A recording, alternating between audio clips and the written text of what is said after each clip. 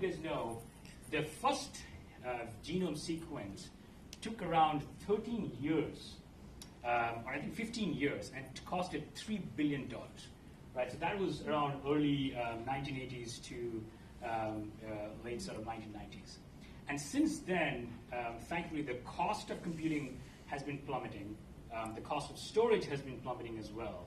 And so the number of genome sequence has just exploded, right? So while it's great that the cost has plummeted, but the number of sequences which researchers and even private sector has been used building has just exploded. So as a result, what is happening is, on one hand, your cost is exploding, but your explosion. So let me give you an example. If you want to, so each genome sequence takes around 100 gigabytes of storage, right? I mean, that's the if you want to do a complete sequence of analysis. If you want to read the DNA or read the DNA of entire of, let's say, Moscow, there are around, say, 1 million people or so. It will require you 1 million terabytes of data, right? So you'll have to have storage of 1 million terabytes to sequence, to store the sequence of all of these, all folks in Moscow, and then get insights out of those. So it's a massive amount of data, right? And then it's just getting started. So the question is, well, we can store it, but then how much time does it take to search on it? Right? So if you have that much, that size of data, would be great if we can, determine classify the user people who would remain healthy versus who could potentially get sick because of the genes, genome sequence. We can classify pathogens which are harmful versus which are harmless, right? And we can do a lot of these analyses. But wouldn't it be great? Imagine if we can do all this and get the result in fraction of seconds. Well, the good thing is Google has been doing it for some time. So if you look at our search index, this entire size of our search index is around 100 petabytes. But when you search on Google for any queries, it takes in a quarter of a second. Right? So we've been doing this for a while now, for over 2 decades now, almost close to 2 decades. So we think we can, the same cloud technology can be applied in genomics, in healthcare and wearables in general, where you have a massive scale of data and you want to get results pretty quickly. So this is sort of a schematic diagram of how you can use some of the cloud products for not just storing massive massive data storage, but also for quick analysis. So the two key products here. One is our cloud storage, and a lot of our hospitals and a lot of enterprise customers use this today. Is essentially you can store an entire blob, a binary blob of data of any size, and cloud storage today stores north of I think 10 or 100 petabytes of data. So you can imagine you've sequenced. If we have created a genome sequence of entire world and you store it in cloud storage, that's one thing. But then how do you run an analysis on it so that you can get results quickly, but also you can do some classification or you can run some regression model on it. So we have BigQuery, and this is again I'm giving you naming products which are Google specific, but you'll have other cloud providers which have similar products as well. What BigQuery does is it's very simple. You can run an analysis or a simple query on 100 billion rows of data and get a results in 6 seconds. Right? I mean, just imagine 100 billion rows. It used to take days, if not hours, and you can get a result in 6 seconds. So that's the sort of the level of indexing and parsing we do internally, and that can be applied to use case like genomics or any sort of large data set. So that's one use case where you have a massive data set. You want to run quick analysis and get results fast, but also you could run some regression or run some classification between storage and BigQuery. Is all possible today. So that's something which is very interesting. Second use case is I think somebody mentioned again in the panel before. Is it's great that we have fitness trackers, and it's great that we have all the sensors which are attached to the body, which is sending data. But what we really need is more real-time and personalized insights, right? And so, to give an example, if a person is doing a workout in a gym, and if he's pushing it too hard, wouldn't it be great if his tracker or his phone tells him that, hey, you need to slow down, right? I mean, you're going too fast, your heartbeat is too fast, you need to slow down. So how do you do this real-time and personalized insights, leveraging some of the cloud technology? And the key thing here is, obviously wearables is becoming more prevalent, right? I mean, we have 9 billion people on Earth, and imagine if you even if you have 1 billion of those by end of next year, and all those different sensors are sending data at every second, or even if every 2 seconds, that's a pretty large volume of data which is going into the internet, and then you want to get real-time insights with it, which is actionable as well. So there are a couple of ways of doing it, and I've put together this, again, a schematic diagram of how you can leverage cloud to do real-time analysis and also make it more personalized. So I'm going to talk about 3 products, which again, cloud, Google specific, but there are other products in cloud offered by the cloud providers as well. So the 3 products are, one is PubSub. It's essentially a publisher subscriber product.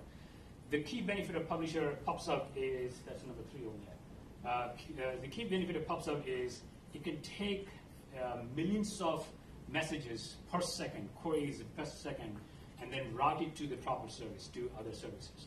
Right? So imagine if you have 2 billion phones, all of them are sending Twitter messages, all of them goes to PubSub. It can handle this onslaught of data without even failing. So that's one, which I think will be a key cloud product. The second is cloud data flow. That's mark number 4 there. And what it does is it can do real-time analysis on a stream of data.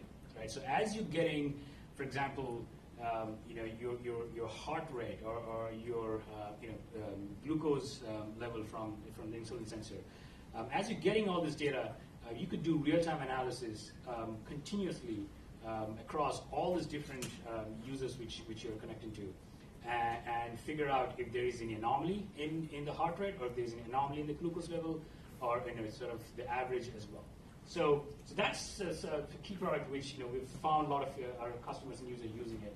And BigQuery I already mentioned, right? So BigQuery, the main advantage of BigQuery is really about you store all this data, and then you can do post-analysis, right? So if you want to do sort of a weekly analysis or a quarterly analysis, BigQuery is a great product to do that. So these are the key products, and then you have all the other tools that attach to it, right? So we have Data Lab, Data Studio, which you can use for visualization and dashboarding and as such. So this is, we have been doing this, and I think this is, as real-time analysis insights becomes more prevalent, we think cloud is the right product for set for it. Can I ask a question? Sure. The products on the right are issuing queries on BigQuery. Products on the right, you mean on the side? On the right. I mean, Tableau, ClickView, the BI tools. Oh, no. Those are issuing queries to BigQuery, so for visualization. BigQuery. Yes. So there's like an interface. There's an interface, yeah. We have an API for that as well. Finally, let me spend some time on machine learning. So, this machine learning has become a pretty hot topic these days. But essentially, the way we think about machine learning is on the left side, on my right side, your left side, is the old way of programming, right? So, if you want to figure out if an email is a spam, you say, okay, if the email has a word Viagra, then it's potentially spam. If not, else something else. Machine learning is, on the other hand, you classify your email based on how you trained your model. What do you mean? What do I mean by that? So there are 2 words you would hear in the industry today. One says neural network, and one says deep. The difference between the 2 is neural network typically has one layer and one of the middle layer, and deep has multiple hidden layers. That's essentially the difference. So the way it works is you build a network, and these are and each of them has different weights, and you give it give it different images, right? So if you want to train it for identifying cat versus dog, you pass dog images, cat images, and it trains the model by assigning weights based on the pixel colors and other aspects, and eventually figures out that these are the different objects I have. And then when you finally pass unlabeled photo, and if it looks like cat, it can automatically detect that it's a cat. So this is how the flow happens, right? So if you have, this is on the right side, shows a picture of looks like a dog. What happens is it sends the data through different layers of neural network and the trained network, and eventually, depending on the weights, it figures out that the picture you passed, the picture on the right is actually a dog and not a cat. So the question is, that's great. At Google, we've been using neural networks for a variety of applications, right? So Google Photos, we've used it for classifying pictures, even for detecting sentiments based on based on the face, right? We can even detect a sentiment of a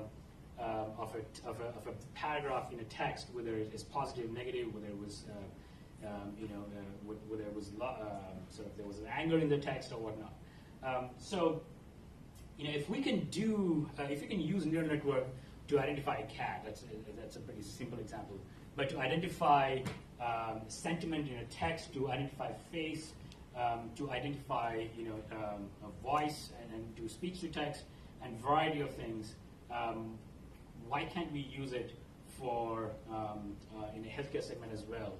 One example I have here is for DNA sequencing, right? Can we use machine learning and neural network for DNA sequencing? But there are a lot of other cases as well. So one of the examples, I was talking to a friend of mine who has a startup in this space, and he mentioned that there's a correlation between a person's body movement and their movement, right? So now that we have trackers which can track the movement. Are you slouching? Are you pacing? Or are you sitting back?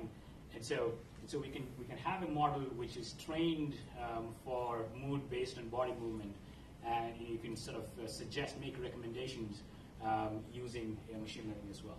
So overall, we're pretty bullish about machine learning, and I think we think that the way we've applied it to a variety of use cases on our side, there would be interesting use cases where we can apply machine learning and AI for healthcare and wearables as well. That's pretty much it. Thank you. Questions? Yes. Do you have sort of services that are available to developers to tap into your AI machine learning capabilities, much like you would tap into Google Maps? We do. In fact, I'm glad you asked. Recently, we announced a beta version of Cloud ML, Cloud Machine Learning.